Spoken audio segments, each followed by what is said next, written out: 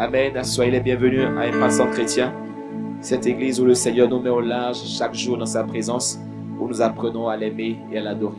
Amen. Avant de t'asseoir, salue ton voisin, salue ta voisine et dis-lui je t'aime de l'amour du Seigneur. Amen. Amen. Oui, il faut lui dire. Hein? Voilà. Que le Seigneur vous bénisse abondamment. Veuillez prendre place. Amen. Bon. Non, il faut le faire. Quand je suis ici, là, je vois les gens qui ne se parlent pas là. Donc, il faut dire encore à ton voisin, je t'aime de l'amour du Seigneur. Non, là, je suis en train de te forcer maintenant. Hein? Si tu es assis à côté de ta femme, dis-lui.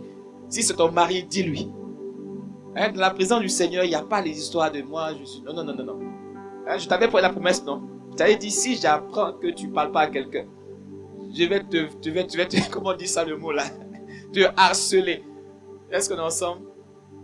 Oh, Dieu est bon.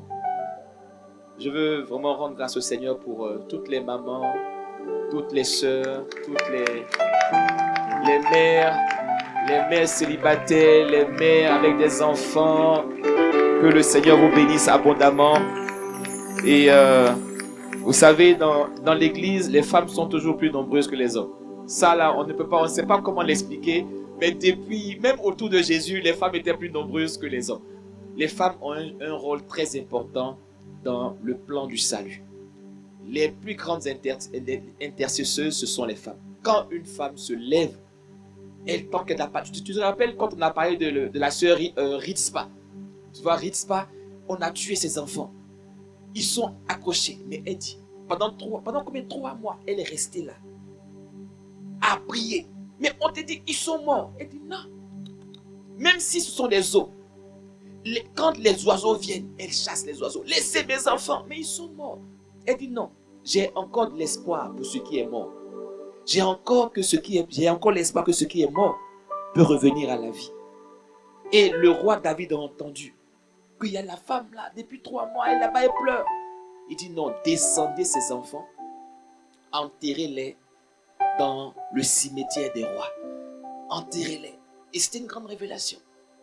Donc il est en train de te dire que ce qui est mort, ce n'est pas forcément la mort physique. Mais une mère, quand elle apprend que son enfant est en train de passer par la mort, elle est en train d'apprendre que son enfant traverse des moments difficiles, elle est en train d'apprendre que l'église traverse des moments difficiles, elle va rester là, à prier jusqu'à ce que le roi descende et jusqu'à ce que le roi l'exauce et l'amène encore bien plus loin.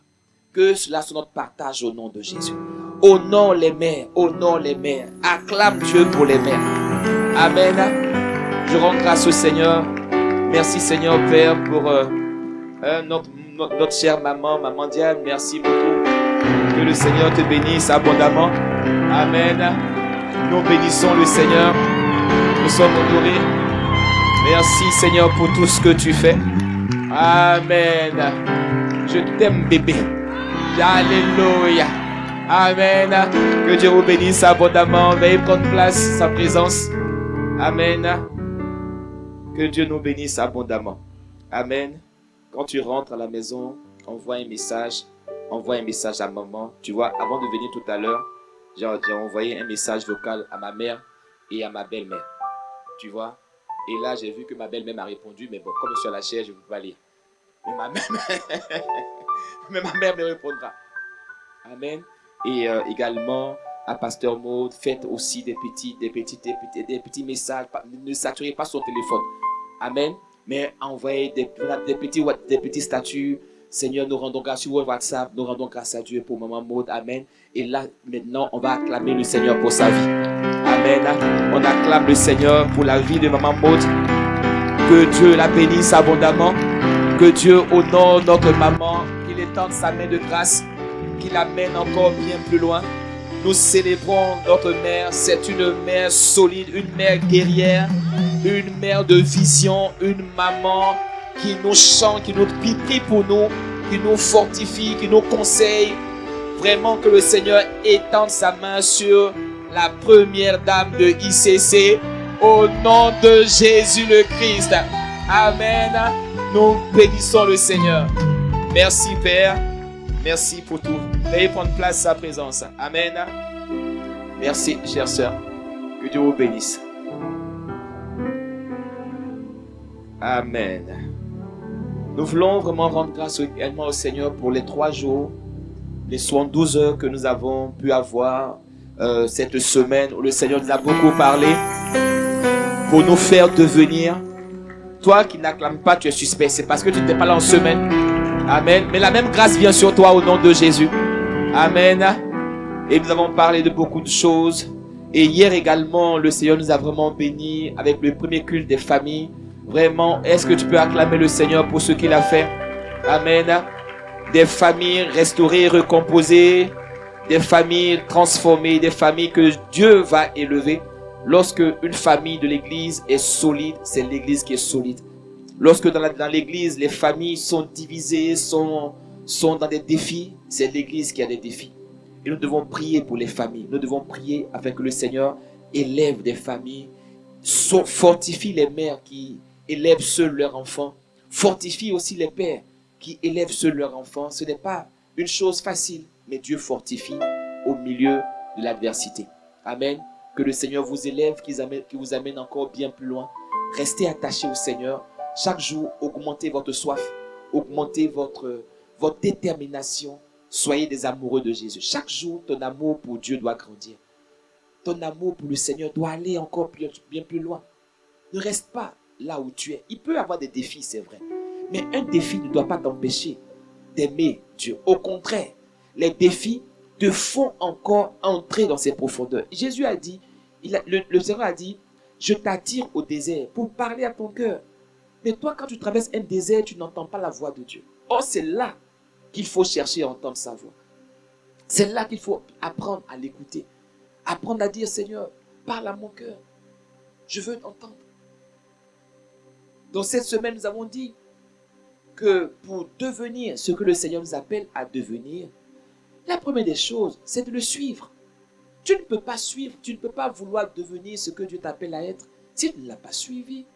Il faut le suivre, il faut marcher selon ses voies, il faut marcher selon ses conseils, il faut le suivre.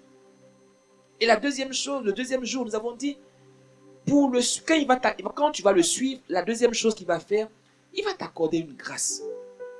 C'est par la grâce de Dieu que nous devenons ce que nous devenons. Ce ne sont pas par nos diplômes. Avoir des amis, c'est une grâce. Avoir une faveur, c'est une grâce. Avoir l'élévation, c'est une grâce. Tu es sorti de l'école avec des amis, vous êtes plusieurs à avoir des diplômes. Mais tu as eu ce travail uniquement par la grâce de Dieu. Pas parce que tu étais intelligent. Ce n'est pas ton nom de famille qui t'ouvre les portes, c'est la grâce de Dieu. Il faut que tu apprennes à grandir dans la grâce. On grandit dans la grâce de Dieu.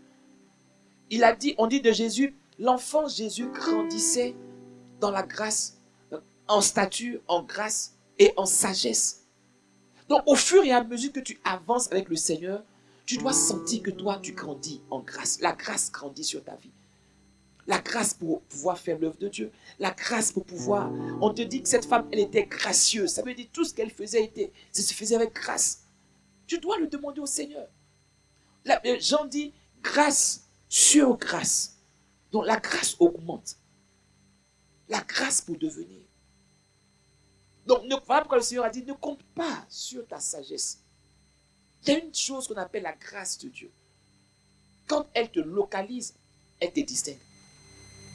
Quand l'ange est venu voir Marie, il a dit la grâce du Seigneur est sur toi. Et Dieu a béni le fruit de tes entrailles. Mais oui, tout ce que tu voudras devenir, il te faut d'abord demander la grâce de Dieu. Seigneur, fais-moi grâce. Ne dis pas, Seigneur, j'ai jeûné pendant 21 jours, maintenant exauce-moi. Non. Seigneur, fais-moi grâce. Tu n'es pas le seul à jeûner. Tu n'es pas le seul à chercher la face de Dieu. Même payer le prix pour pouvoir avancer avec Dieu, il faut la grâce de Dieu pour payer un prix. Quelquefois on te dit, mais paye le prix. Mais même payer le prix, il faut une grâce. De prier sans cesse. Tout à l'heure, j'écoutais dans la voiture un homme qui voulait voir la gloire de Dieu se manifester. Et on nous dit, il a combien d'années là?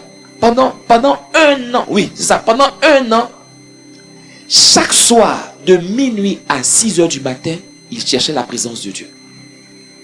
Et au bout de 365 jours, Dieu lui est apparu. Il lui a donné tout ce qu'il voulait. Mais au bout de quand? 365 jours. Souvent, tu vas faire une chose un jour, 2 jours. Tu ne verras pas la puissance. Mais Dieu va attendre que tu payes un certain prix. Et c'est la détermination de ton cœur. Je vous ai également parlé de Tommy X, cet homme de Dieu. Tommy X, il dit: Seigneur, je veux que tu te révèles à moi, que tu envoies la puissance, que tu envoies la grâce, que je sois un instrument. Il prend 40 jours, il rentre dans la présence de Dieu, il n'entend rien, il ne voit rien, rien. Il sort de 40 jours, il revient, il dit: Seigneur, je suis là. Il a pris encore 40 jours. Il prie encore pendant 40 jours dans la présence.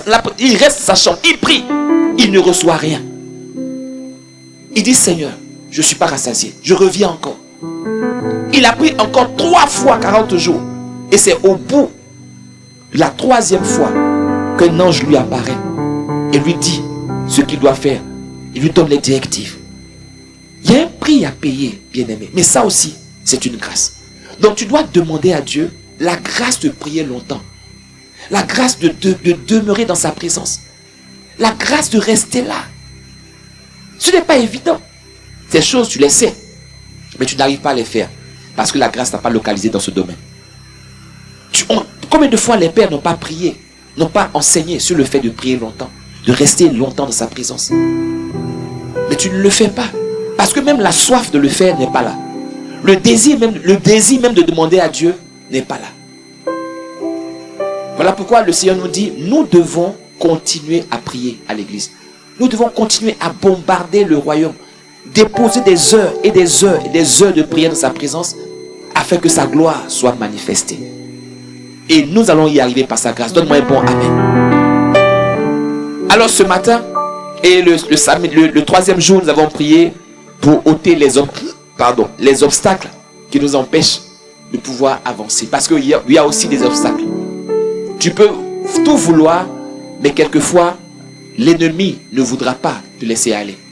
Et tu dois te lever dans la prière contre ces obstacles-là. Donne-moi un bon amen.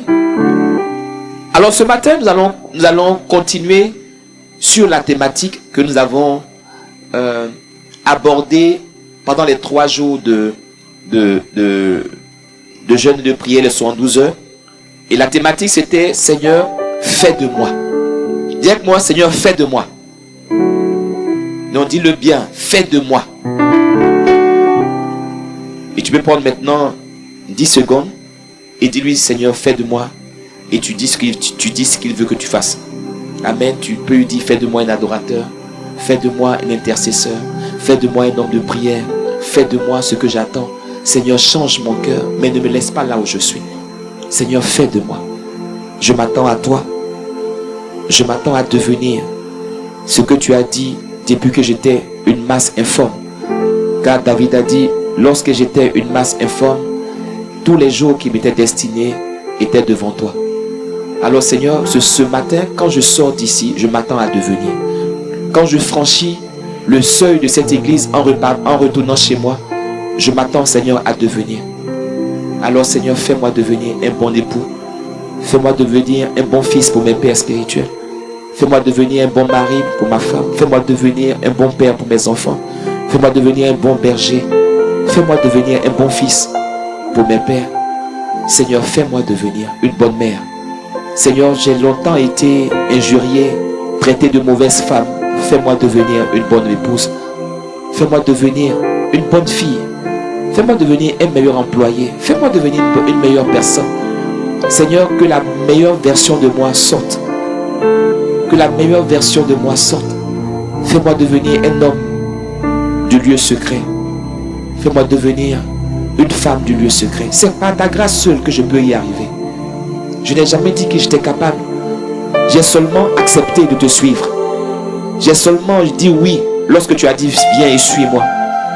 Mais maintenant, Seigneur, tu as dit à Pierre: suis-moi, je ferai de toi un pécheur d'âme. Seigneur, moi je te suis. Fais de moi aussi. Tu es allé voir Élisée en train de travailler. Tu lui as dit: laisse et suis-moi. Je te ferai devenir un grand prophète. Élisée a tout laissé et t'a suivi. Et il est devenu. Seigneur, je veux moi aussi devenir. Je te rends grâce pour tout ce que tu es. Et c'est au nom de Jésus-Christ que nous avons prié. Amen. On peut acclamer le Seigneur. Amen. Ce sont des prières courtes mais très efficaces. Quand c'est dit avec un cœur sincère, c'est très efficace. Apprends aussi souvent, quand tu pries, à faire silence quelquefois. Prends 5. Souvent, en fait, dans le silence, quand tu vas faire 5 minutes, l'atmosphère paraît lourde. Mais continue. Coupe tout. Et apprends à aiguiser ton oreille, à entendre au fur et à mesure. Le premier jour, le deuxième jour, tu verras que ça ne viendra pas. Mais exerce-toi quand tu as prié, parce que la prière n'est pas un monologue. Quand je prie, Dieu aussi parle. Donc je dois apprendre à entendre et à le laisser me parler. Tu comprends? Donc il faut que tu aies... Même dans le ciel, cela a été fait. Quand tu vas lire dans le livre d'Apocalypse, on te parle des 30 minutes de silence. Tu t'imagines tout le ciel qui fait silence pendant 30 minutes. Les anges arrêtent de dire Saint, Saint, Saint, Saint, Saint. Les 24 vieillards, chut, tout le monde. Bon, à la régie, vous auriez dû me mettre déjà le verset. Si on voit des pasteurs, vraiment, c'est où la fait l'a écrit. Dans le livre d'Apocalypse, les 30 minutes de silence. Tout le monde se tait. Dieu se tait. Et tu écoutes. Il y a une puissance dans le silence. Il y a une puissance dans le silence. C'est là où les chaînes se brisent. C'est là où tout ce qui était accroché à ton âme commence à lâcher prise. Et tu commences maintenant à devenir comme lui. Est-ce qu'on est ensemble? Quand il ouvrit le 7e sceau, il eut dans le ciel. Et tu as coupé mon écran. Un silence d'environ une demi-heure. Tu vois, un silence dans le ciel d'une demi-heure. Tu t'imagines? Pendant 30 minutes, le ciel, tout le monde se tait. Il y a une révélation là-dedans, mais ce n'est pas de ça qu'on parlera aujourd'hui. Est-ce qu'on est ensemble? Que Dieu nous bénisse abondamment. On peut encore acclamer le Seigneur.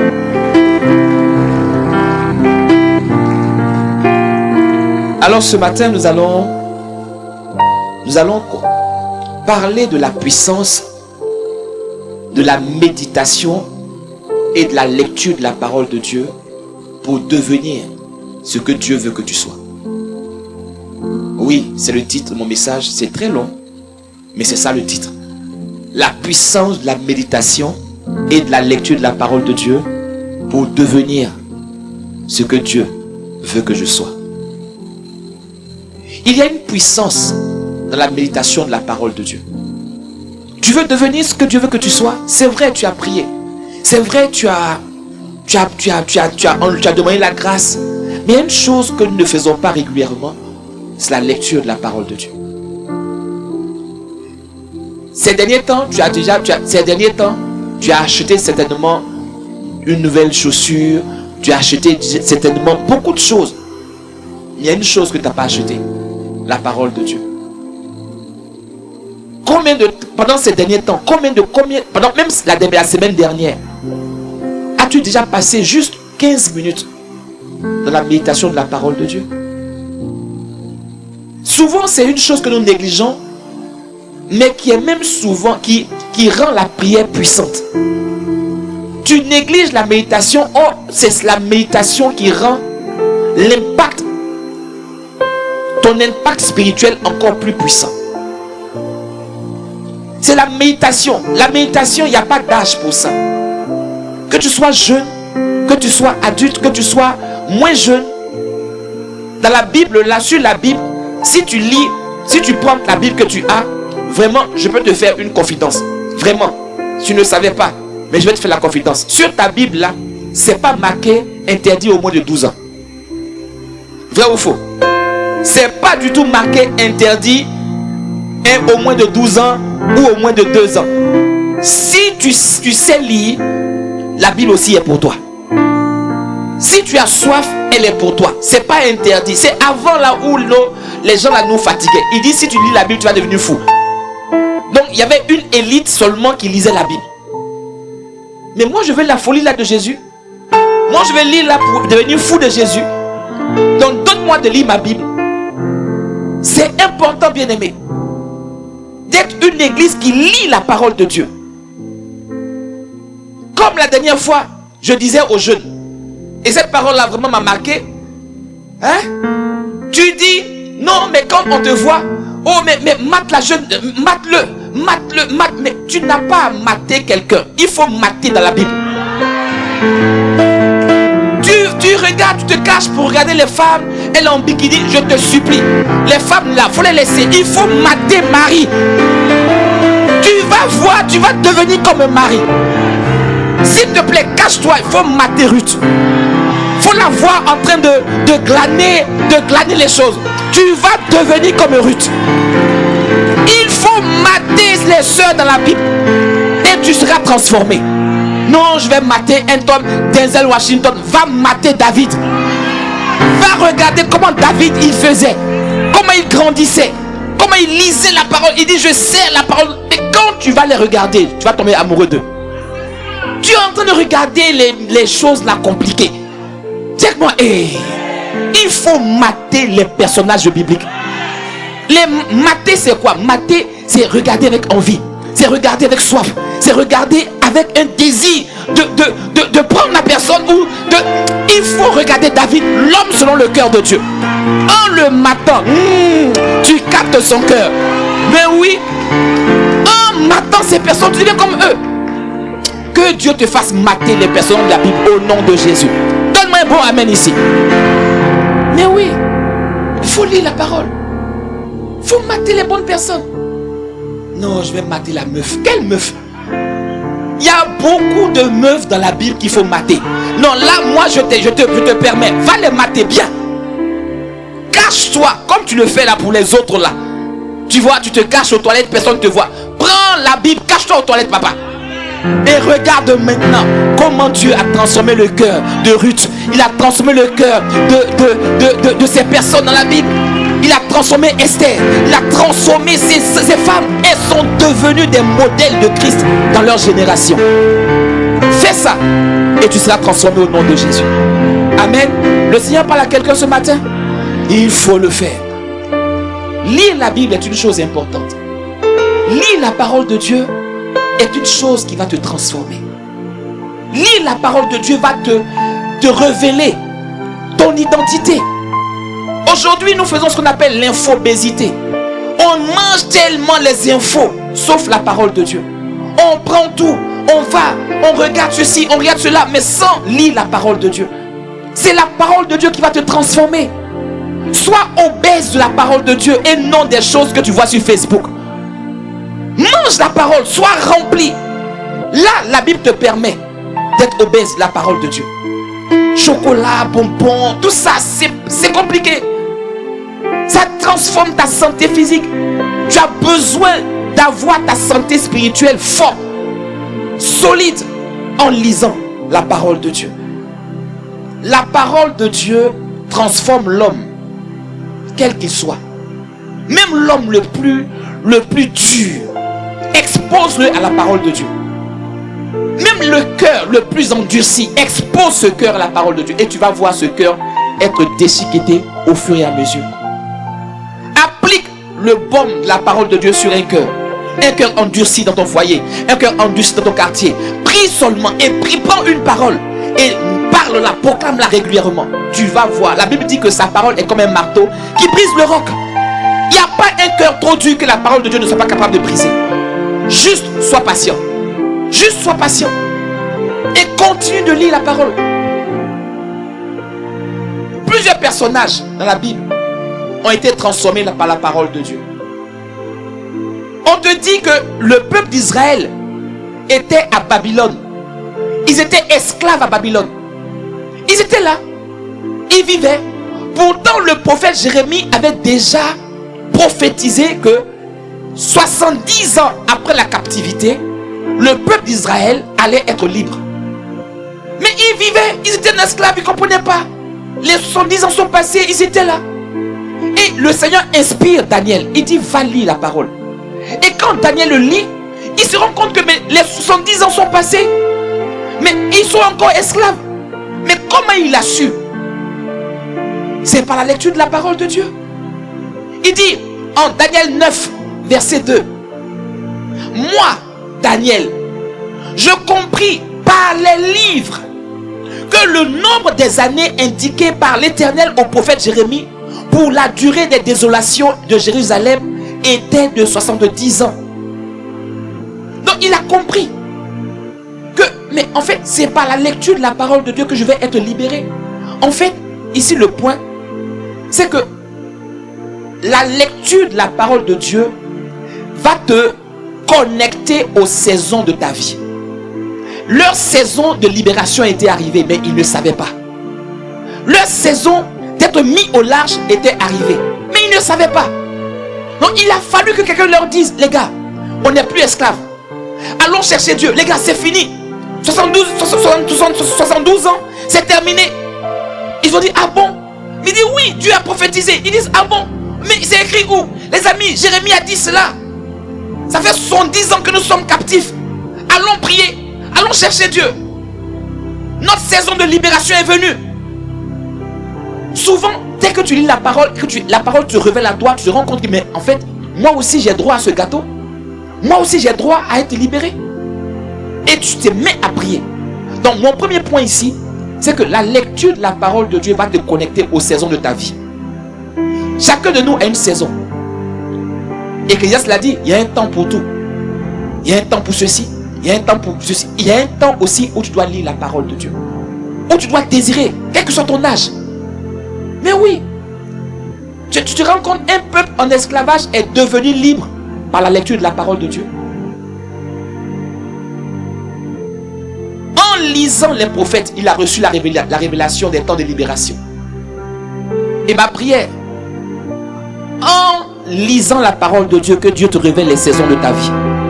Quand tu seras en train de méditer cette semaine, que Dieu t'accorde la grâce de pouvoir être connecté aux saisons de ta vie. Un autre personnage qui s'appelle Esdras, il a lu de manière publique la parole de Dieu parce que le peuple était encore esclave, mais ils ne savaient plus qui ils étaient. En fait, on ne leur lisait plus la parole. Ils pensaient qu'ils n'avaient plus de Dieu, qu'ils pouvaient maintenant aller connecter au Baal, qu'ils pouvaient aller connecter aux idoles, aux Astartés et tout ça. Donc le peuple, tu sais, quand tu es esclave, tu peux perdre ton identité. Quand tu t'as tellement souffert et qu'on t'a dit tu es ceci, tu es esclave, tu vas rester comme ça, tu finis par devenir ce que les autres ont dit de toi. Mais toi, ton cas est différent au nom de Jésus. C'est en lisant la parole de Dieu que tu captes ton identité. Et Jésus le dit. Il a dit, j'ai fait de vous un peuple saint, un royaume de sacrificateurs, un peuple élu. C'est en lisant la parole que tu te rends compte que mais voici ma vraie image. Voici ce que je suis en réalité. Tu es un esprit habitant dans un corps et possédant une âme.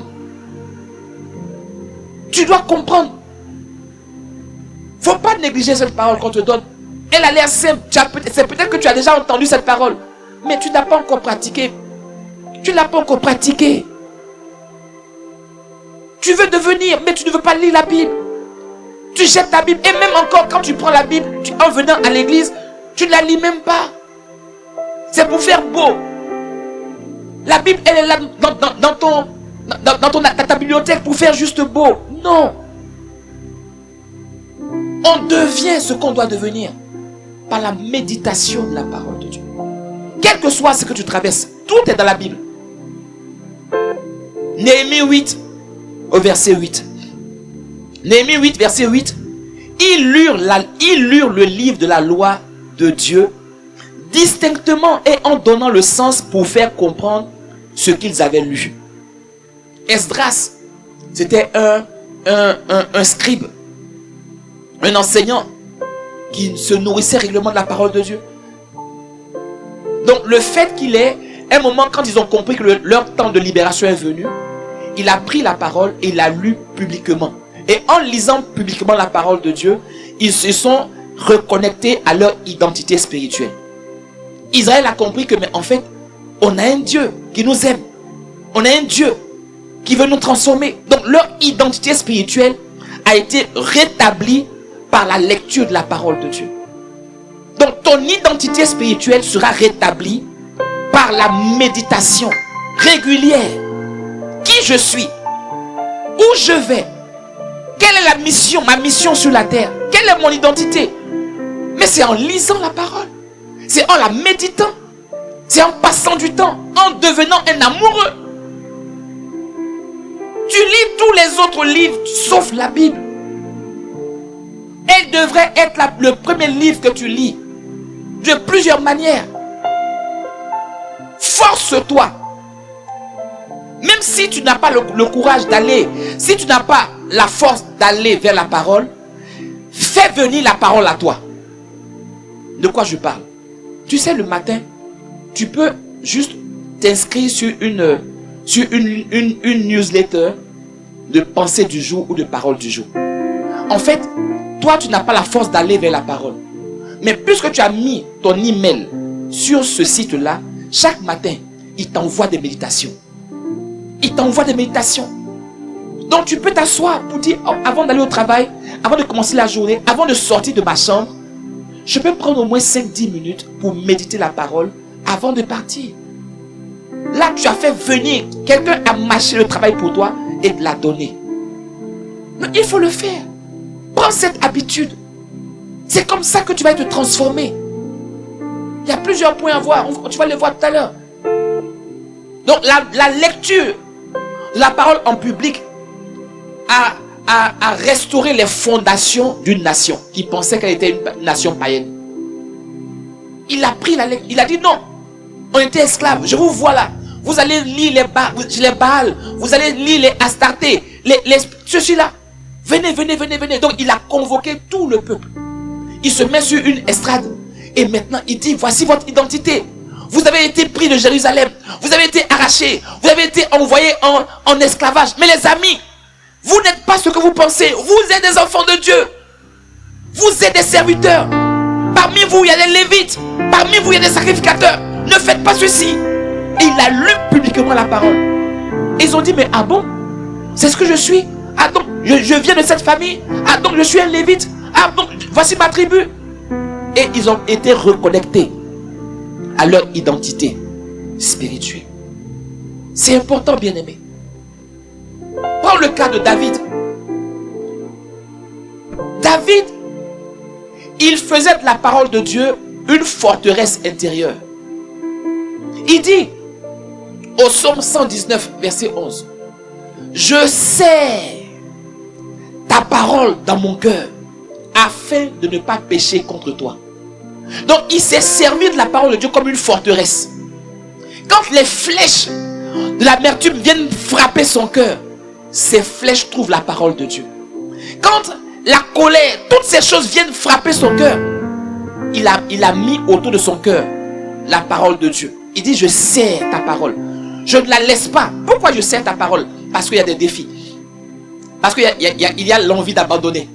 Pourquoi je sers ta parole? Parce que depuis longtemps, je confesse cette parole. Je ne vois pas encore les résultats. Mais je ne laisse pas.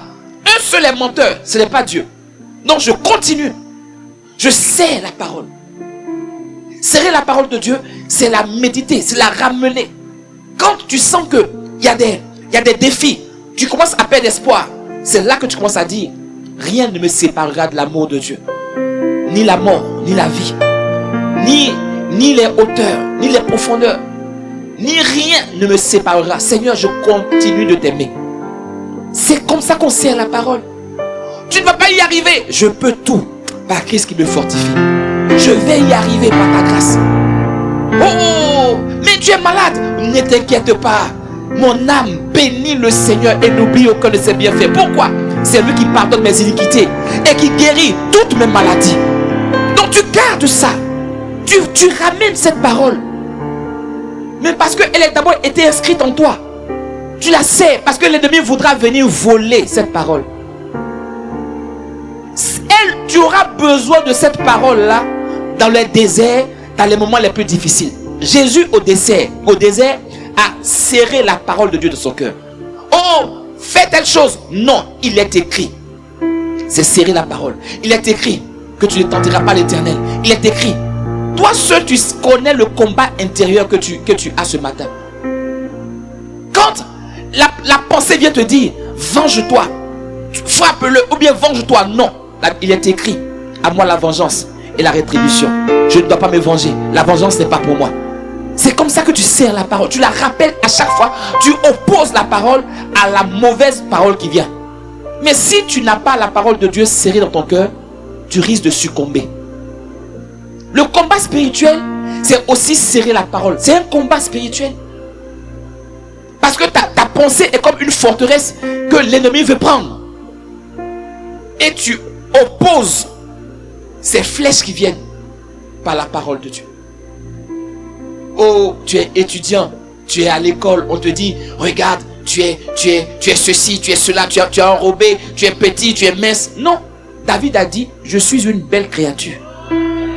Je suis une belle créature. Et Dieu m'aime comme je suis.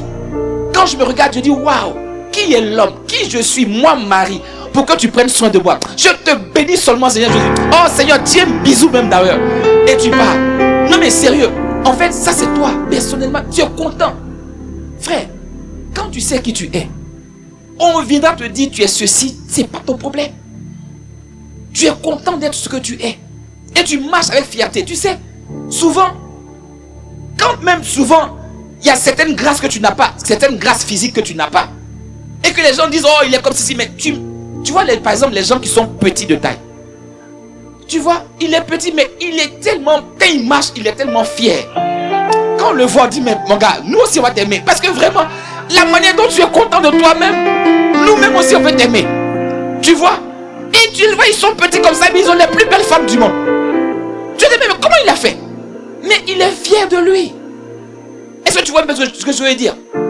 Sois fier de ce que tu es. Sois fier, c'est une grâce. C'est une grâce. Quel que soit ce que tu es, c'est une grâce. Mais pour cela, tu dois faire le combat spirituel par la lecture de la parole de Dieu. La serrer dans ton cœur. La parole est comme une boussole morale. Lorsque tu lis la parole de Dieu, c'est une source de courage. C'est ce que je veux te dire. Quand tu serres la parole de Dieu devient pour toi une source de courage, une source de consolation, une source de réconfort. Tu n'as pas besoin que le pasteur vienne te prêcher. Parce que tu as lu la parole, tu te fortifies toi-même et tu deviens courageux face aux défis. David dit, je serre ta parole. C'était un roi, un prophète, un homme de Dieu, mais aussi un homme de méditation.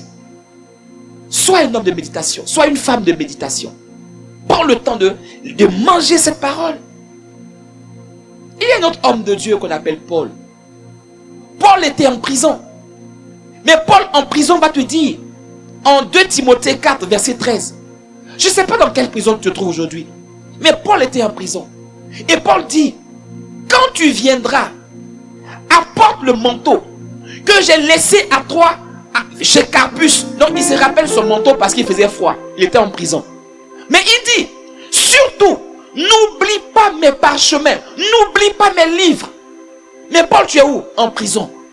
Mais tu vas faire quoi avec les livres en prison? Mais c'est parce que je vais lire ça que je serai fortifié en prison.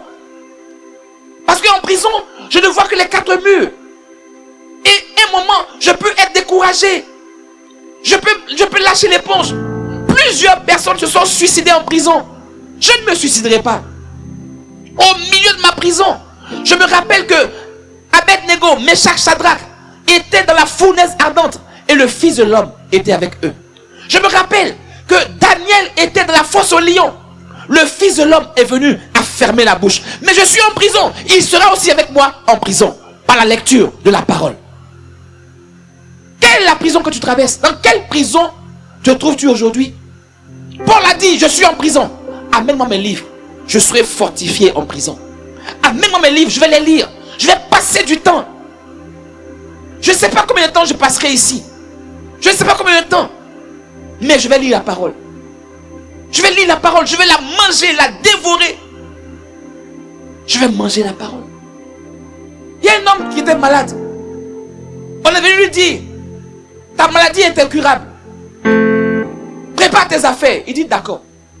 Seigneur, comme cette histoire-là, ce que je n'ai jamais fait, je vais le faire. Les amis, il dit, je vais lire la parole de Dieu, de la Genèse à l'Apocalypse. Il était à l'hôpital. Il dit, je n'ai pas besoin de grand chose. Donnez-moi juste une Bible. Et il a mangé la parole. Il a lu la Bible. Au bout de 9 mois. complètement guéri. Dieu lui dit, sors. Acclame le Seigneur. Il a pris la Bible, il a mangé toute la Bible, il a dit, mais il la sentait comme une force. Et au fur et à mesure qu'il lit, l'inquiétude part. Les gens viennent lui dire, mais monsieur, mais on vous avait donné 3 mois, mais on ne comprend pas, vous êtes encore là. Il continue de lire la parole. Il lisait la parole. Et au fur et à mesure qu'il lit, il devient fort. La parole le transforme, la parole le libère. La Bible dit, bien aimé, dans le livre de Proverbes 4, il dit, ta parole est la santé pour tout mon corps. La parole est la santé pour tout mon corps. Quand on t'a annoncé quelque chose d'incurable, mange la parole seulement. Passe du temps en sa présence. Mange, lis, découvre. Tu vas voir une puissance de libération dans la lecture. Comment les autres ils tombent et toi tu es fortifié tous les jours. Toi tu es solide. Toi tu continues. Comment? La parole. La parole, elle te fortifie. Quand tu la manges, elle développe tes muscles spirituels. Tu deviens encore plus fort dans la prière. Et Dieu lui dit, voici ton ministère. Après 9 mois, le Seigneur l'a fait sortir de l'hôpital et lui a dit, mets-toi au carrefour. En fait, il a commencé à entendre la voix de Dieu. Toutes ces choses qu'il ne pouvait pas faire. Dieu lui dit, mets-toi au carrefour. Il y a un homme de Dieu qui va passer. C'est ton père spirituel. Il va te fortifier et tu vas devenir un homme de Dieu puissant. Et c'est ce qui s'est passé. Il dit, et le Seigneur avait déjà parlé aussi à l'homme de Dieu. Il dit, va au carrefour de cet hôpital. Je t'envoie quelqu'un. Prends-le sous tes ailes. Le monsieur sort. Il lui dit, voici, Dieu m'a envoyé vers toi. Et ils sont devenus des hommes puissants. Mon point ici, c'est la lecture de la parole de Dieu qui te fortifie au milieu des défis. Qui te fortifie quand tu veux baisser les bras. La lecture de la parole, c'est la chose que tu dois faire le plus. Quand tu vas en mission. Quand tu dis, non, les gens disent, je vais, il y a un mot là qu'ils utilisent souvent là. Je vais perdre le temps. Il y a une expression là. Je vais passer du temps. Ou bien je vais perdre. Je vais tuer le temps. Toi, tu vas tuer quel temps? Prends le temps là et mange la parole de Dieu. Tu vas tuer le temps. Le temps te dit, dans le temps là, il n'y a qu'à percer. Dans le temps, il n'y a qu'à visitation. Dans ce temps là que tu veux tuer, il y a une semence de ton élévation. Moi, je vais tuer le temps. Prends ce temps là et parle en langue. Prends ce temps là et lis la parole de Dieu. Prends ce temps-là et médite la parole. Chaque fois que tu as 2 minutes, tu as quelques minutes de pause, va et lis la parole de Dieu. Et tu vas voir, ce temps-là, on ne tue pas le temps. Sinon, le temps va te demander pourquoi tu m'as tué. Oui. Parce que dans le temps-là, il disait, mais je suis venu vers toi. Je me suis présenté à toi pour que tu puisses connecter au Père. Toi, tu as tué le temps. En faisant quoi? Netflix. Non, je me détends. En faisant quoi? Des choses compliquées. Je scrolle sur Facebook. Mais non. Il faut que les gens aussi scrollent sur toi, aussi ton activité, sur tes informations. Tu deviendras ce que tu dois devenir par la lecture de la parole. Celui qui médite sur la parole de Dieu devient fort dans la tentation. C'est ça que je veux te dire. Quand tu vas méditer la parole de Dieu, tu sais, la tentation a une puissance d'aspiration. Le péché aspire. Tu sais pas comment tu sens que tu te sens attiré. Et en lisant la parole de Dieu, la force, la tentation qui t'attire va te lâcher parce que tu vas lui opposer la parole de Dieu. Jeune homme, c'est ce qu'il faut faire. C'est ce que nous avons tous fait. Prends, lis, médite. Tu dois le faire. Non, je suis un intellectuel. Mais tu es un intellectuel selon le monde. La Bible dit, mais tu as été pesé, trouvé léger. Non, moi je suis un expert en Excel. Je suis un expert, c'est bien. C'est pas mauvais. Mais peux-tu être un expert de la méditation de la parole de Dieu? Des révélations peuvent sortir de toi, toucher des vies, transformer des cœurs. Dans ton domaine, là où le Seigneur t'a amené, au travail, parmi ces grandes personnalités. Quand vous êtes tous au sommet, il y a quelque chose qui fait la différence. Toi, l'Esprit de Dieu en toi, la connaissance de la parole de Dieu doit faire la différence. Acclame et acclame bien le Seigneur. Amen. Paul dit, je veux lire. Non, il a dit, regarde ce que Paul dit. Tu vois la pensée de Paul. Paul est en prison. Et il faut bien noter ça. Paul dit, je suis dans une prison physique. Mais la prison physique ne doit pas devenir une prison intellectuelle ni spirituelle. Ce n'est pas parce que tu traverses une situation difficile. Tu es en prison physique, mais ça ne doit pas devenir une prison intellectuelle ni spirituelle. Oui, prison physique, mais spirituellement fort. Prison physique, mais intellectuellement posée. Oui. Quelqu'un a dit, tu peux tout me prendre, mais tout ce que j'ai appris, tu ne peux pas me le voler. Prends-moi ma chemise, prends mon pantalon, mais tu ne pourras pas voler la parole de Dieu que j'ai serrée dans mon cœur. Toi, tu as toute la Bible. Quand les martyrs chinois étaient martyrisés au temps de Mao, la seule chose qu'ils voulaient, c'était juste une page. Tu diras, quand en fait, on leur envoyait la Bible, les prisonniers, tu sais ce qu'ils faisaient? En Afrique, chez nous, quand par exemple, il y a l'aide humanitaire, ils lancent les sacs de riz. Donc tu vois les enfants qui viennent, qui courent sur les sacs de riz, les mamans qui prennent les sacs de riz, l'huile et tout ça. Tu sais ce que les prisonniers chinois faisaient? Quand les Américains jetaient la Bible, ils courent, donne-moi. Et ils tirent juste une page, il n'a pas besoin de beaucoup. Ils tirent juste une page et ils courent. Tu dis, mais qu'est-ce qu'ils font? Ils tirent juste une page. Parce qu'on leur a interdit de lire la Bible. Donc la seule page là, il la colle à son mur. Et il apprend ça par cœur. En prison, il apprend ça par cœur. Il apprend ça par cœur. Et quand le souverain arrive, il prend, il déchire. Avant qu'il n'arrive, la Bible était déjà en lui. Et il a vomi maintenant. Et le truc, c'est quelle que soit la parole. Quelle que soit. Il y a un qui a eu la grâce. Il est tombé sur le livre de Lévitique 6, verset 6. Quand il a lu, il a dit, le feu ne doit jamais s'éteindre. Donc là même en prison, je garderai toujours le feu. Même s'ils viennent, je garde toujours le feu. Au nom de Jésus, je garde toujours le feu. Est-ce que tu ressens? C'est important, bien-aimé. Tu sais, il y a des paroles simples comme ça. Le feu ne s'éteindra jamais sur l'autel. Donc, quel que soit ce que je traverse, le feu ne doit pas s'éteindre. Le feu ne doit pas s'éteindre. Mais ça vient d'où? Par la méditation de la parole de Dieu. Je veux que tu deviennes un amoureux de la parole de Dieu. Je veux que tu le deviennes.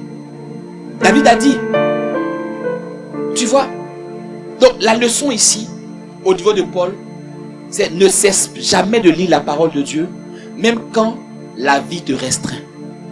Tu comprends? Même quand la vie te restreint, quel que soit ce que tu traverses, ne cesse jamais de lire la parole. Si tu ne peux pas prendre la grosse Bible, au moins lis la Bible qui est dans ton téléphone. Télécharge l'application et passe du temps. Quelquefois, c'est aussi simple. Tu peux prendre un verset qui t'a parlé. Et ce verset-là, tu prends plusieurs versions. C'est ta méditation du jour. Tu prends plusieurs versions. Et tu dis, oh, je connais au moins 18 versions de la Bible en français. Mais tu sais, toute la journée, tu n'as pas fini de méditer. Dans d'autres versions, c'est dit ceci. Par exemple, là, on te parlait de Joël 2, verset 25. Où Dieu a dit, je te remplacerai les années que t'ont volé la sauterelle, le gazam, le asile. Mais une autre version dit, je te dédommagerai. Donc, le même verset, il y a une version qui dit remplacer. Et l'autre version qui dit dédommager. Mais dédommager et remplacer, c'est pas pareil. Donc, en méditant, ça te fait ton sujet de prière. Parce que un verbe, le verbe qui a été utilisé peut avoir plusieurs déclinaisons. Donc, une version adopte une déclinaison. Donc, lui second a dit, c'est la même chose. Le mot qui a été utilisé, on peut l'expliquer de plusieurs manières. Donc, l'autre dit, ce verbe-là dit remplacer. L'autre dit, non, ok, c'est vrai, mais ce verbe-là aussi dit dédommager. Donc, toi, en lisant plusieurs versions, ça te permet d'avoir une compréhension beaucoup plus équilibrée. Et ça fait ta méditation. Mais tu n'as pas lu la Bible. Tu as lu juste un verset en plusieurs versions. Et le Seigneur te parle ici. Mon point, ne cesse jamais de lire la parole de Dieu, même quand la vie te restreint. Dans les défis, dans la maladie, dans le deuil, dans les pleurs, dans tout ce que tu traverses. C'est cette parole-là qui te fera sortir de là et t'amener là où tu dois devenir. David a dit, ta parole m'éclaire. Ta parole éclaire ce que je suis appelé à devenir. Psaume 119, verset 105. Ta parole est une lampe à mes pieds, une lumière sur mon sentier. Tu vois, sur quel sentier? David allait quelque part. Il prenait une direction. Et il dit, sur ce chemin-là, c'est ta parole qui m'accompagne. Donc, dans quel défi te trouves-tu aujourd'hui? Ah, de quoi t'attends-tu? Attends-tu du Seigneur? Quelle est ta prière que tu fais monter au Seigneur depuis longtemps? David dit, sur mon sentier, le projet que je suis en train de faire, cette démarche que je suis en train de faire, c'est ta parole qui est une lumière sur mon sentier. En fait, ta parole, elle ne va pas donner toute la lumière. Non, elle va le faire étape par étape. Est-ce qu'on est ensemble? Elle ne projette pas la lumière sur tout le chemin. C'est étape. Elle t'éclaire pas à pas. Pas à pas. Après, décision. Décision après décision. La parole devient ta boussole. Pasteur, prie pour moi. Est-ce que tu as lu ta parole avant de venir voir le pasteur? Oh, référent, AP, s'il te plaît. Mais avant de quitter la maison, qu'est-ce que le Seigneur t'a dit? Il y a des personnes qui lisent la parole et quand elles viennent à l'église le dimanche, le Seigneur ne fait que confirmer ce qu'elles ont reçu dans le lieu secret. Quand elles sortent, le Seigneur dit, non, aujourd'hui, ton pasteur parlera de ça. Va. Ce sont les personnes qui ont une intimité avec le Seigneur. Mais toi, quand tu viens, non seulement tu ne prends même pas note, tu n'enregistres même pas, mais rien de tout ça, tu viens, tu écoutes. Mais est-ce que tu sais que quand tu as fini d'écouter, que tu pars, 45 minutes plus tard, tu as oublié au moins 45% de ce que tu as appris à l'église? Est-ce que tu le sais? Que au bout de la journée, de maintenant jusqu'à 19h, tu as peut-être oublié 70% de tout ce qu'on a dit. Tu ne pourras pas répéter de manière claire les différents points qui ont été abordés. En le notant, en l'écoutant, en ressassant la parole, c'est là que la parole grandit et qu'elle nous transforme. Jean 17, je vais rapidement. Jean 17, verset 17. Sanctifie-les par ta vérité. Ta parole est la vérité. La parole de Dieu, elle purifie et te prépare pour ta destinée. Il sanctifie-les. Ah non, Seigneur, j'ai trop des pensées impures. Je ne comprends pas. Je dormais, puis là, le frère, là, il est venu. Il m'a dit, mais Seigneur, ça me vient. Va lire la parole de Dieu. Va lire la parole. Est-ce que tu sais que les maris de nuit peuvent partir uniquement en lisant la parole de Dieu? Ce sont des esprits impurs. Et en lisant la parole de Dieu, tu deviens saint. C'est ce qu'il a dit. Il a dit sanctifie-les par ta parole. Les pensées impudiques, les pensées de masturbation. En lisant la parole de Dieu, tu vas voir que cette puissance-là va te lâcher. C'est une question de pensée. On ne devient pas saint, bien aimé. Oh, c'est pas quand le pasteur va t'imposer les mains que tu vas devenir saint. Non, c'est en lisant la parole de Dieu que tu deviens saint. Il a dit ce que Dieu attend de vous, c'est votre sanctification. Mais la sanctification, c'est se mettre à part, c'est se purifier. Donc je deviens saint en lisant la parole. C'est comme ça. Les pensées impures, elles partent. Sanctifie-moi par ta parole. Père, ta parole est la vérité. Les pensées que j'ai ne sont pas tes pensées, Seigneur. Sanctifie-moi. C'est comme ça qu'on crie à Dieu. Seigneur, sanctifie-moi. Il y a des pensées bizarres. Il y a des pensées impures. Seigneur, quand la soeur là, elle vient, j'ai des pensées compliquées. S'il te plaît, sanctifie-moi. Mais oui. Tu me regardes comme ça, on dirait on se connaît. Est-ce que ensemble, c'est important, bien aimé. Il faut que tu te sanctifies par la parole de Dieu, par la lecture. Est-ce que ensemble, Timothée 2 Timothée 3, verset 16. 2 Timothée 3, verset 16 te dit: toute écriture est inspirée de Dieu. Elle est utile pour enseigner, pour convaincre, pour corriger, pour instruire dans la justice. Frère, tu veux aller à un entretien d'embauche, il faut méditer. Toute écriture est inspirée de Dieu pour faire quoi? Pour enseigner, pour convaincre. Il a dit: ne vous inquiétez pas de ce que vous aurez à dire au moment même. je mettrai les paroles devant ta bouche. Mais tu as appris ces paroles où? Le Saint-Esprit te rappelle ce que tu as appris. Même en entretien d'embauche. Il y a des manières de faire. Il dit l'esprit de sagesse est sur moi. L'esprit du Seigneur. Donc quand tu médites cela, tu te retrouves face à des personnes, tu parles avec une telle sagesse, on dit waouh, homme n'a jamais parlé comme lui. Candidat n'a jamais parlé comme lui. Et quand tu parles, il y a un feu qui sort de toi. Il y a une grâce, il y a une manière de faire vraiment qui est tellement belle. Bien aimé, il faut que tu le fasses. Apprends à parler de manière gracieuse. La parole de Dieu te donne de l'assurance. La parole de Dieu te donne de l'assurance. Quand tu es rempli de la parole de Dieu, tu marches avec une forme d'assurance. Tu sais ce que Dieu a dit. Et soyez ensemble. Médite la parole. Oui. La parole équipe. La parole façonne. La parole ajuste.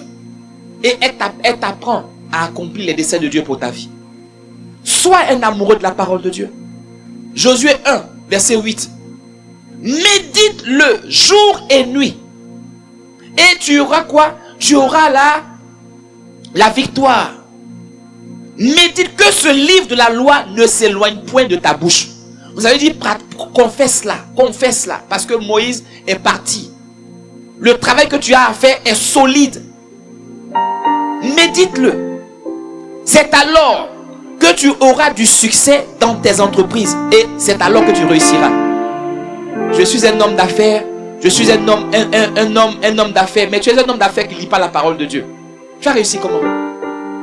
Tu es un homme d'affaires. Quand toi tu ne sais pas que quand tu arrives à un certain niveau, là-bas, c'est plus ton intelligence, c'est plus tes capacités. C'est qui fréquente telle loge. C'est qui va faire allégeance à tel esprit. Parce qu'il y a un niveau de richesse auquel tu dois, quand tu veux accéder, c'est plus ta capacité. C'est plus ta force, c'est plus ton MBA que tu as appris à l'école. Là, ce sont des esprits supérieurs qui te donnent les territoires, qui te donnent les faveurs, qui te permettent d'avoir le dessus sur les dominations et les autorités. Donc pour là, il y a une nouvelle dimension d'intimité que tu dois avoir avec le Seigneur. Donc toi, tu veux aller faire des affaires, la fleur au fusil? Ah non, je vais parce que je suis intelligent, parce que j'ai un bon projet. Non, ce n'est pas le bon projet qui te fait réussir. C'est celui qui est en toi, qui te fortifie, qui te fait avoir la victoire sur tes ennemis. Est-ce qu'on est ensemble? Psaume 119, verset 130. La révélation de ta parole est claire et elle donne de l'intelligence aux simples. Les simples d'esprit. La révélation de sa parole est claire. Passe du temps. Tu cherches une solution. Tu ne comprends pas cette situation. Seigneur, révèle-moi ta parole. Révèle-moi les choses cachées. Révèle-moi ce que je ne comprends pas. Et ne le fais pas un jour. Fais-le régulièrement. Et tu restes là à apprendre. Et quand j'apprends, je mets en pratique. Comme a dit Jacques 1, verset 22. Mettez en pratique la parole de Dieu. Hier, on a dit quoi hier pendant le culte des familles? Le Seigneur nous a dit, l'une des phases qui m'a beaucoup parlé aussi, c'est quand tu veux te réconcilier avec une personne, quand tu veux rebâtir ta vie, on ne rebâtit pas avec des anciennes briques. On rebâtit avec la pierre angulaire qu'est Jésus le Christ. Donc toi tu rentres à la maison, tu vas commencer à rebâtir en refaisant recours aux anciennes choses. Mais tu ne bâtis pas comme ça. La parole de Dieu, elle se pratique automatiquement. Si tu n'as pas la force, tu demandes à Dieu, fortifie-moi. Il te dit, tu veux te réconcilier avec ton conjoint, avec ton frère, avec ta mère, avec ton père. Tu ne peux pas rebâtir une vie en t'appuyant sur les anciennes choses passées. Mais c'est de dire, Seigneur, maintenant, aide-moi à rebâtir avec toi. C'est vrai que les choses passées sont passées. Mais ce n'est pas facile. Mais je te demande la grâce d'aller maintenant plus loin avec toi. Parce que c'est toi la véritable pierre. La véritable pierre. Il dit, la pierre qu'ont rejeté les bâtisseurs est devenue la principale de l'angle. Hier, tu t'es querellé parce que tu as mis la pierre angulaire de l'autre côté. Hier, tu as eu les défis que tu as eu parce que tu as rejeté. Il dit la pierre qu'ont rejeté les bâtisseurs. Il dit vous bâtissez sans moi, vous bâtissez en vain. Celui qui bâtit sa maison, son foyer, sa famille, son business sans moi, sans ma parole, sans la révélation de ma parole, cette personne-là, elle bâtit en vain. Elle bâtit parce qu'elle a rejeté la pierre angulaire. Maintenant, il te dit, tu veux rebâtir la pierre qu'avaient rejetée les bâtisseurs, qu'elle redevienne la principale, la fondation de ton foyer, de ta famille et de ta maison. Tu dois rechercher ça tout le temps. La parole de Dieu, elle se pratique. On ne fait pas que croire en la parole, on la pratique. On la pratique. Non, c'est important.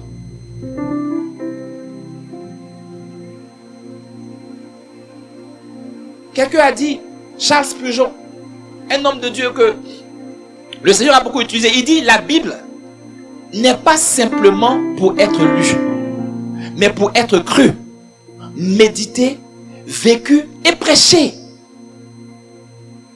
La Bible n'est pas faite seulement pour être lue. La Bible, elle a été faite pour que que tu crois. Mais oui, comment tu peux aller lire si tu ne crois pas que ce que Dieu a dit, ça va se faire? Il faut d'abord la croire. Tu crois, tu la médites, tu la vis et tu la prêches. Ça veut dire que tu la témoignes. Dis avec moi, Seigneur, accorde-moi la grâce de croire en ta parole, de la méditer, de la vivre au quotidien et de la prêcher dans mon entourage au nom de Jésus. Amen. Quelqu'un d'autre a dit, D.L. Moody, un grand homme de Dieu qui a dit, la Bible n'est pas donnée pour accroître nos connaissances, mais pour changer nos vies. La Bible n'a pas été faite pour accroître tes connaissances. Ah non, est-ce que tu connais les 4 dragons dont parlait la Bible? Et puis après, est-ce que tu connais bon, donne-moi des choses, une partie de la Bible compliquée là. Bon, vraiment. Comment? Non, bon. Il y a des choses compliquées dans la Bible là. Le but, c'est pas forcément de dire moi je connais. Non. C'est de la croire. C'est de la croire, c'est de la pratiquer. C'est pour que la Bible change ta vie. Toi, tu vas sur les plateaux télé, tu débats, mais ta vie ne change pas. Dis avec moi, ah non, moi je suis docteur en théologie, j'ai 4 doctorats, donc tu sais pourquoi Dieu a choisi Marie. Tu sais, vraiment. J'étais une fois, quand on était à l'école, je viens de me rappeler, ce truc-là m'a tellement marqué. On était en classe, et le professeur entre. On l'appelait le cours, c'était le cours sur la religion. Donc tu vois, je te dis, c'est vraiment, le prof, il m'a prêché Jésus plus que le pasteur. Oh, j'étais assis comme ça.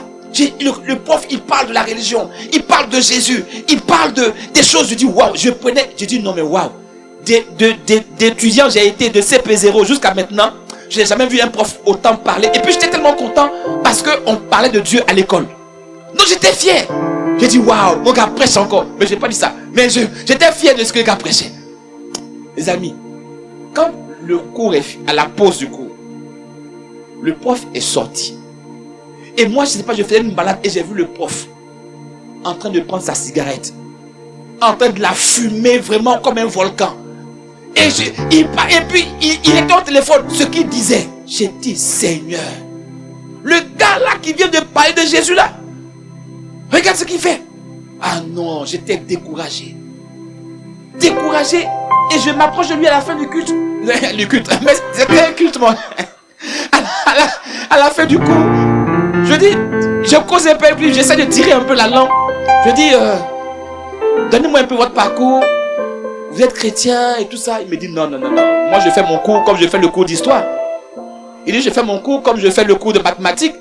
Vos histoires de religion, c'est juste, moi, je prends mon chèque, je pars. Je l'ai regardé comme ça, il dit, Seigneur, vraiment, fais-moi grâce. Et c'est là que j'ai compris, quand Paul a dit, Seigneur, je traite durement mon corps. De sorte qu'après avoir prêché l'évangile de paix, que je ne sois pas moi-même disqualifié. Mon point, la parole de Dieu, il faut la pratiquer. Paul a dit, vous êtes ma lettre. La parole de Dieu. En fait, quand tu lis la parole de Dieu, tu deviens une lettre. Il faut que je trouve le verset là. Il dit, vous devenez une lettre. Vous devenez un signe. Vous devenez des personnes que Dieu aime. Tu vois? C'est très important. Vous êtes une lettre. Essayez de me lire, de me voir le verset, de me trouver le verset là. Amen. Vous l'avez mis? Ok, on le trouvera. Donc, mon point ici, c'est que tu apprennes. Quelqu'un a dit, personne ne devient saint par accident.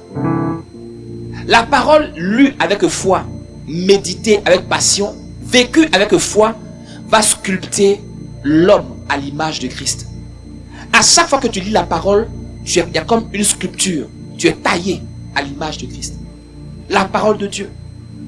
Tu vois, Paul dit ici, vous êtes maintenant manifestement une lettre de Christ écrite par notre ministère, non avec l'encre, mais avec l'esprit du Dieu vivant. Non des tables de pierre, mais sur des tables de chair, sur les cœurs. Tu vois ce que Dieu dit? Non, c'est trop fort le verset. Je relis encore. Il dit, parce que tu as tellement lu la parole de Dieu, parce que tu as tellement été exposé à la parole de Dieu, quand on va te voir, on n'a plus besoin de lire la parole, d'aller prendre une Bible. Parce que toi-même, tu es manifestement, c'est-à-dire manifesté, tu es manifestement une lettre de Christ. Donc, c'est-à-dire que quand toi, on t'envoie, c'est la parole de Christ qui sort de toi. Tu es une lettre. Parce qu'avant la Bible, là, c'était des lettres qu'on a récupérées et qu'on a assemblées. Donc, il dit maintenant, là, je n'ai plus besoin d'écrire un papier. Je vais envoyer Marc. Quand Marc arrive, Marc est une lettre de Christ. Par ce qui sort de lui, par ses paroles. Quand Marc parle, tu as envie d'aimer Christ. Il te parle, ton cœur est touché. Il dit, je n'ai plus besoin. Vous êtes devenu maintenant manifestement. C'est-à-dire, la parole a été manifestée. Et cette parole-là, hier, elle était écrite sur des tables. Mais maintenant, cette parole, elle est écrite sur vos cœurs. C'est ce que la méditation de la parole produit. Tu deviens une lettre de Christ. Il dit, j'envoie ma fille. Elle ne viendra pas avec une grosse Bible. Elle arrive elle-même. Elle-même, elle est la Bible. Elle-même, elle est la parole de Dieu. Donne-lui 2 minutes qu'elle prie. Tu as juste envie de lever les mains par rapport à quelqu'un qui ne lit pas et qui dit, Seigneur, agis. Oh Jésus, oh, agis, oh, Jésus, agis. Mais quel Jésus qui va agir? Il va te prendre la parole. Il va commencer à prier sur la base de la parole de Dieu. Dès qu'il prend la parole, au bout de 2 minutes, l'atmosphère change. Il est devenu une lettre. Son adoration est une adoration vraie. Mais ça vient comment? Par la parole de Dieu. Par la parole de Dieu. Tu veux être un adorateur? Mais va lire les psaumes. Va lire ceux qui ont pris le temps d'honorer le Seigneur. Quand Myriam va commencer à te dire, tu es digne de louange, magnifique en sainteté, opérant des prodiges. Elle, c'est son cantique. Mais toi, quand tu adores le Seigneur, tu peux juste prendre ça. Oh Seigneur, tu es digne de louange. Tu es magnifique en sainteté. C'est toi qui opères des prodiges. Mais tu as appris ça où? De quelqu'un qui l'a écrit. Et toi, tu prends ça maintenant dans ton adoration. Tu parles à Jésus. Tu dois lire. Dieu ordonne que nous devenions ce qu'il veut par l'exposition constante à ce qu'il dit. Tu veux devenir ce que Dieu dit? Expose-toi de manière constante à ce qu'il dit. Est-ce qu'on est ensemble? Je suis en train de conclure. Smith Wigglesworth a dit une fois, je ne suis jamais aussi fort que lorsque je suis seul avec la parole de Dieu. Je ne suis jamais aussi fort que lorsque je suis seul avec la parole. Qu'est-ce que tu traverses aujourd'hui? Quelles sont les pensées qui te minent? Quelle inquiétude bouillonne dans ton cœur? Prends un temps seul avec la parole. enferme-toi. Que le Seigneur t'inspire une parole. Et fais le silence autour de toi et laisse la parole du Seigneur te parler. Et avant de prier, avant de lire la parole, prie d'abord. David a dit, Seigneur, ouvre mes yeux pour que je contemple les merveilles de ta loi. Donc en lisant la parole, il y a des merveilles. Et tu vas voir, un changement va commencer à s'opérer. Un changement va commencer à se faire dans ton cœur. Alors là où tu es, tu vas juste baisser la tête. Et tu vas prendre le temps. Tu veux devenir ce que Dieu veut que tu sois. Reviens à la parole vivante. Tu veux devenir ce que le Seigneur veut que tu sois. Reviens à la lecture fervente de la parole. Tu veux devenir ce que Dieu veut que tu sois. Reviens à la méditation constante de la parole. Tu vas commencer à voir. Oh Shabarabakataba. Yebrakaso belekeba shakababa. Malebrado soke malabasha bababa. Et madabadabadabadabadabadaba sheketeblas. De là où tu es assis. Mets la main sur le cœur. Et dis avec moi, Seigneur, que ta parole soit une lampe que je choisis de porter chaque jour. Qu'elle m'éclaire. Que ta parole éclaire mes décisions. Que ta parole me donne la force dans les combats. Que ta parole éclaire mes rêves. Que ta parole m'enseigne ce que je suis. Et ce que je peux devenir. Aujourd'hui, je prends l'engagement de serrer ta parole dans mon cœur pour ne pas me perdre. Je veux la méditer pour mieux discerner ton chemin. Je veux proclamer ta parole pour bâtir mon avenir sur le roc. Seigneur, comme Paul l'a dit, fais de moi une lettre vivante de ta parole. Partout où je serai, fais de moi une lettre vivante de ta parole. Alors, tu peux prendre quelques instants, ou bien tu peux te lever pour commencer à prier le Seigneur.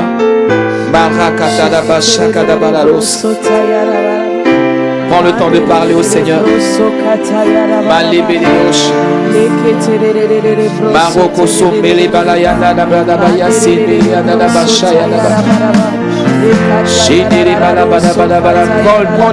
Prends du temps et parle-lui.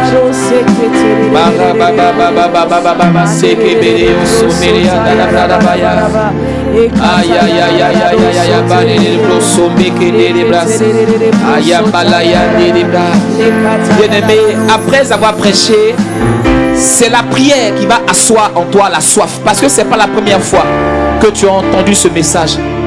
Mais la prière va te permettre de devenir cette lettre, de devenir cet homme de prière, cette femme de prière, cet homme et cette femme qui va aimer la lecture de la parole de Dieu. Psaume 42, verset 2 dit: mon âme a soif de Dieu et du Dieu vivant. Alors tu vas dire avec moi: Seigneur, donne-moi la soif de ta parole. Donne-moi la soif de lire ta parole. Chaque jour, accorde-moi le zèle et non la paresse. Brise en moi la paresse spirituelle. Donne-moi la discipline de la lecture quotidienne. Selon qu'il est écrit, médite-la jour et nuit. Fais-moi aimer ta parole comme David a aimé ta parole. David a dit au psaume 119 verset 97, il a dit: oh, combien j'aime ta loi. Alors dis au Seigneur: fais-moi aimer ta parole comme David a aimé ta parole. Oh, prends quelques instants et parle-lui. C'est par la prière que tu deviendras. C'est par la prière. Tu demandes au Seigneur. Tu sais que il y a une forme de paresse spirituelle. Tu sais que si tu quittes ici, que tu rentres à la maison, ce n'est pas toujours évident que tu commences à être un lecteur de la parole. Paul a dit: Il est en prison. Il dit, envoyez-moi la parole. Quel que soit là où tu te trouves aujourd'hui, demande au Seigneur. C'est la parole qui fortifie. C'est la parole de Dieu qui amène la réconciliation. C'est la parole de Dieu. Oh Seigneur, éclaire mes yeux pour comprendre les Écritures. Ouvre mes yeux pour que je contemple les merveilles de ta loi. Dis au Seigneur, renouvelle mon intelligence par ta parole. Selon qu'il est écrit, soyez transformés par le renouvellement de l'intelligence. Oh Seigneur, renouvelle mon cœur, renouvelle mon intelligence. Donne-moi des révélations fraîches chaque jour. Oh, donne-moi. Il dit, ses bontés se renouvellent chaque matin. Accorde-moi la grâce chaque matin d'avoir une nouvelle révélation. Parle-lui, parle-lui.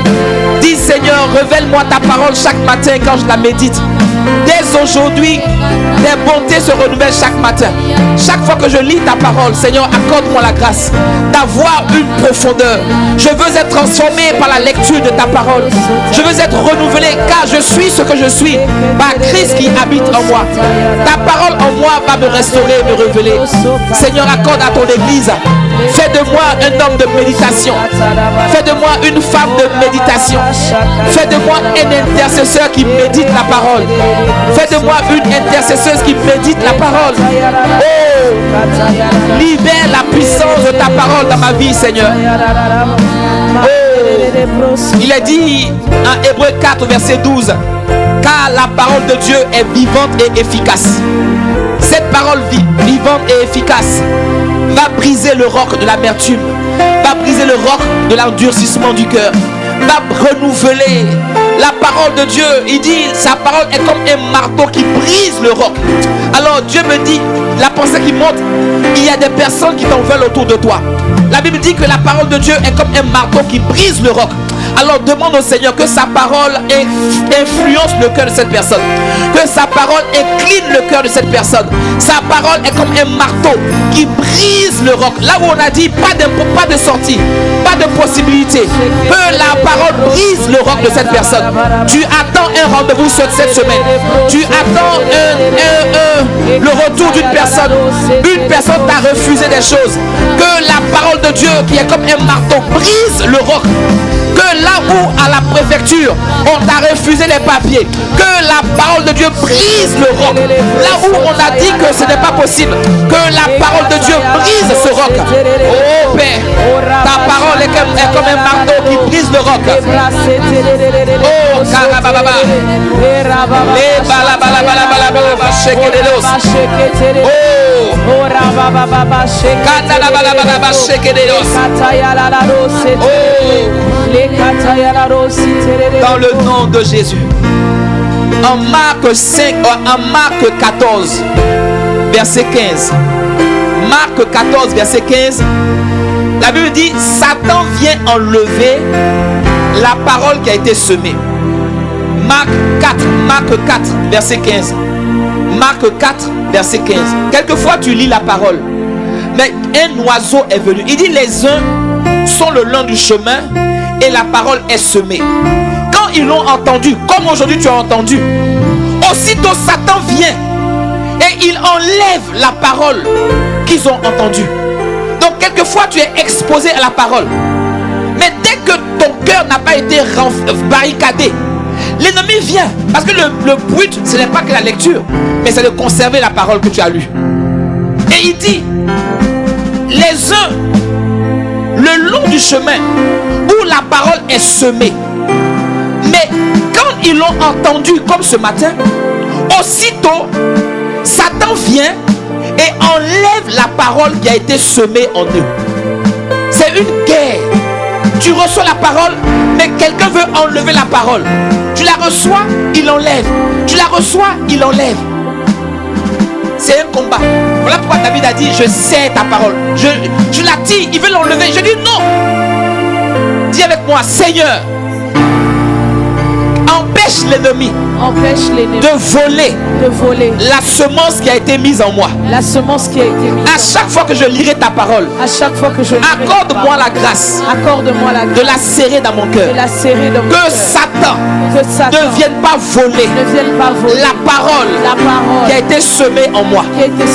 Que l'ennemi ne vole pas la parole qui a été semée dans le cœur de mes enfants, dans le cœur de mon mari, dans le cœur de ma femme. Que cette parole porte du fruit et qu'elle ne soit pas arrachée. Au nom de Jésus, élève la voix et demande là au Seigneur. Oh, Shabalabalabalabala. Oh, Marababa Shekeredos. Marababa, que ta parole porte du fruit en moi. Qu'elle ne soit pas volée, mais qu'elle porte beaucoup de fruits. Que ta parole porte beaucoup de fruits dans la vie de mes enfants. Tu pries pour tes enfants, mais malgré cela, ils n'entendent pas la parole. Que la parole de Dieu soit plantée dans leur cœur et qu'elle se multiplie au nom de Jésus. Seigneur, empêche l'ennemi de voler la parole dans l'église. Empêche l'ennemi, Seigneur Père, dans le nom de Jésus le Christ. Il reste, nous prenons un dernier point. Paul a dit, ils sont une lettre. Ils sont une lettre. Ils sont devenus une lettre. Seigneur, je veux devenir une lettre. Lorsque je parle, que les personnes soient édifiées. Il est dit dans le livre d'Ésaïe 50, au verset 4, donne-moi une langue aiguisée, afin que je sache soutenir par la parole celui qui est abattu. Quand tu es une lettre, quand quelqu'un est abattu à côté de toi, tu commences à la fortifier et elle est restaurée. Tu commences à lui parler de Dieu. La puissance de Dieu vient enrober ta voix et la personne commence à se lever. La personne commence à devenir forte. Ce sont des types de paroles, de prières que tu dois faire. Il a dit, fais de moi une lettre dans ma génération. Utilise ma bouche pour consoler par ta parole. Utilise ma langue pour consoler, pour bâtir, pour relever. Utilise-moi. Multiplie les fruits de ta parole dans mon cœur. Rends-moi capable. Il a dit en 2 Timothée 2, verset 2, transmets-la à des hommes fidèles. Lorsque tu vas lire la parole, tu seras capable de la transmettre à des hommes fidèles. Parce que toi-même, tu auras été fidèle avec cette parole-là. Alors rends grâce au Seigneur. Dis, parle au Seigneur maintenant. Dis au Seigneur, ne me laisse pas sortir d'ici. Cette parole-là doit devenir solide en moi. Ne me laisse pas mépriser cette parole. Ne me laisse pas mépriser la parole de Dieu, je te supplie. Ne me laisse pas mépriser. Mais fais-moi devenir un homme de lecture, une femme de lecture, un homme du lieu secret. Fais-moi passer du temps dans la présence de Dieu. Oh, magnifique Esprit de Jésus. Merci pour ce que tu es. Merci pour ce que tu fais. Merci pour ton amour manifesté. Que cette parole soit serrée dans le cœur d'une personne. Dans le nom puissant de Jésus le Christ. Nous avons prié. Donne-moi 3 fois Amen. Amen. Et Amen. Que le nom du Seigneur soit béni abondamment. Acclame encore bien plus fort le Seigneur. Mon âme te bénit et n'oublie aucun de tes bienfaits. Merci Seigneur pour ce que tu as fait ce matin dans le précieux et puissant nom de Jésus. Nous avons prié. Nous allons juste prendre 1 minute en baissant nos têtes et en donnant l'opportunité à une personne ce matin de se réconcilier avec le Seigneur Jésus. Donner l'opportunité à une personne ce matin d'accepter publiquement le Seigneur Jésus-Christ comme son Seigneur et son Sauveur personnel. Une personne qui veut se laisser transformer par la parole. Tu es au milieu de nous ce matin. 2 types de personnes. Tu n'as jamais accepté Jésus-Christ comme ton Seigneur et ton Sauveur personnel. Et ce matin tu dis, moi aussi je veux être transformé par la parole. Je veux me détourner des mauvaises voies par la parole de Dieu. Je veux grandir. Je veux devenir fort, puissant, grandir en sagesse. Et le Seigneur t'a appelé, il t'a attiré dans sa présence ce matin. Et tu veux faire de lui ton bouclier. Si c'est ton cas, que tu veux accepter Jésus-Christ comme Seigneur et Sauveur. Un deuxième appel pour d'autres personnes. Tu connaissais déjà le Seigneur Jésus-Christ et tu as pris une voie détournée. Tu t'es détourné, soit par le péché, par la colère, pour une raison quelconque. Tu as lâché la main de Dieu. Et ce matin, tu veux revenir à lui. Cet appel est pour toi. Alors si tu te reconnais dans ces deux appels, peux-tu juste lever la main là où tu es et que nous puissions prier avec toi? Tu veux redonner ta vie à Jésus, tu veux te réconcilier, tu veux que ta vie lui appartienne. C'est un moment personnel. C'est un moment personnel où Dieu veut te changer. Alors ne regarde ni à gauche ni à droite. Paul a dit, je n'ai consulté ni la chair ni le sang. Alors ne regarde pas ton voisin. Si le Saint-Esprit te convainc, lève juste la main là où tu es. De là où je suis, je peux te voir. Et nous allons prier ensemble. Prends la bonne décision. Celle de dire, Seigneur, je veux t'appartenir à toi et à toi seul. Tu es juste au seuil d'un miracle. En prenant la décision courageuse de dire, Seigneur, moi, aujourd'hui, je me détourne de mes mauvaises voies et je reviens à la maison. Seigneur, nous nous attendons à toi, Père.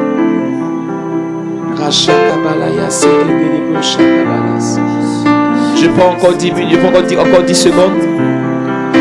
Marabako, c'est pour toi, ce moment est pour toi. Les bracos soko malaya de bradabasa. Marabasha kabalea de somalaya da bala. Machaya de balas. Seigneur, nous te rendons grâce et te disons merci pour ta fidélité. Merci pour tout ce que tu es en train de faire dans ta maison, dans ton église. Merci de transformer les cœurs, de transformer les vies. Fais de nous des gagnants d'âme. Fais de notre maison une église de gagnants d'âme, d'évangélistes. Et accorde-nous la grâce, Seigneur, Père, de payer le prix. Nous sommes reconnaissants. Nous te disons merci, Seigneur, pour ce culte d'action de grâce. Nous te disons merci pour ta fidélité. Que l'honneur et la gloire, Seigneur Père, te soient rendus. Dans le nom de Jésus le Christ, nous avons prié. Amen. Amen. Et Amen. Que Dieu vous bénisse abondamment. Que la grâce vous soit multipliée au nom de Jésus le Christ. On acclame encore bien plus fort.